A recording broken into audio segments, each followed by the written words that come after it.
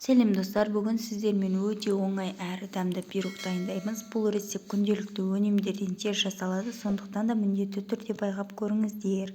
Видеоны көрмес бұрын каналыма тіркеліп кетсеңіздер. Алдымен 3 жұмыртқаны ыдысымызға жарып алатын боламыз.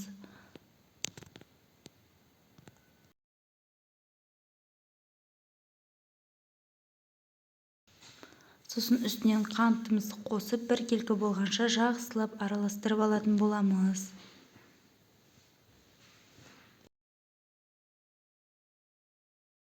Жақсылап араластырып болған соң үстінен айранымызды қосамыз. Сосын бұны да біркелкі етіп жақсылап араластырып аламыз. Араластырып болған соң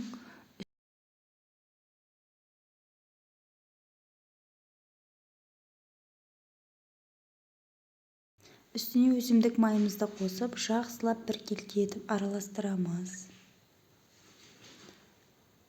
Сосын үстіне неліктен өткізілген ұнымыз бен қопсықышымызды қосып, жақсылап қою ет болғанша жақсылап араластырып алатын боламыз. Осылайша ұнымызды аз-аздан салып, біркелкі болғанша жақсылап араластырып аламыз. Осындай видеода көрсетілгенде қою болу керек. Сосын ыдысымызды майлап, пирогымызды осылай қамырымызды салып алатын боламыз.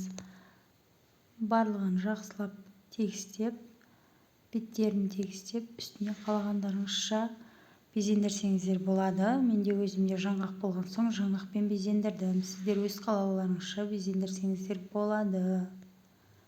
Енді бұны 180 градуста жарты сағатта пісіріп алатын боламыз. Осымен менің пирогым дайын. Сіздерге де жасап көруге кеңес беремін. Пирогым өте көтеріліп, жақсы, жұмсақ болып осылай шығады. Сіздерге де жасап көруге кеңес беремін. Видео ұнаса, каналыма тіркеліп, лайк басып кетеміз. Баршаға рахмет.